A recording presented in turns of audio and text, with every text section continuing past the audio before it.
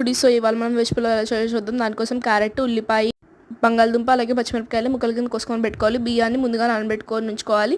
గసగసాలను నీళ్ళలో నానబెట్టుకోవాలి. ఇప్పుడు ఇందులో హోల్ గరం మసాలా, ధనియాలు, అల్లం అలాగే వెల్లుల్లిపాయ, బిర్యానీ ఆకు తీసుకొని ఉంచుకోవాలన్నమాట. ఇప్పుడు బిర్యానీ ఆకు పక్కన పెట్టుకొని మిగతావి అన్నీ మిక్సీ జార్లోకి తీసుకొని గసగసాలు వేసుకొని ఇందులోకి కొంచెం నీళ్లు పోసుకొని దీన్ని మెత్తని పేస్ట్గా గ్రైండ్ చేసుకొని పక్కన పెట్టుకోవాలి. ఇప్పుడు కుక్కర్ స్టవ్ మీద పెట్టుకొని అందులోకి సగం నూనె, సగం నెయ్యి వేసుకొని అది వేడయ్యాక ఇందులోకి జీడిపప్పు ముక్కల్ని వేసుకోవాలి. జీడిపప్పు ముక్కలు బాగా వేగాక ఇందులోకి మనం ముందుగా తరిగి పెట్టుకున్న వెజిటేబుల్స్ ముక్కలు అన్నీ వేసుకోవాలన్నమాట. వెజిటేబుల్స్ ముక్కలన్నీ ఉడకడానికి కొంచెం ఉప్పు వేసుకోవచ్చు మీకు కావాలి అనుకుంటే. ఇందులోకి ముందుగా మనం పక్కన పెట్టుకున్న బిర్యానీ ఆకును వేసుకోవాలి. అలాగే మనం గ్రైండ్ చేసి పెట్టుకున్న మసాలా పేస్ట్ని వేసుకొని కలుపుకోవాలన్నమాట. ఇప్పుడు ఇదంతా వేగాక ఇందులోకి నేను 6 గ్లాసులు నీళ్ళు పోసుకుంటున్నాను. 1 గ్లాస్ బియ్యానికి 2 గ్లాసులు నీళ్ళు పడుతుందండి. నేను ఇక్కడ 3 గ్లాసులు బియ్యం చేస్తున్నాను కాబట్టి 6 గ్లాసులు పోసుకున్నా.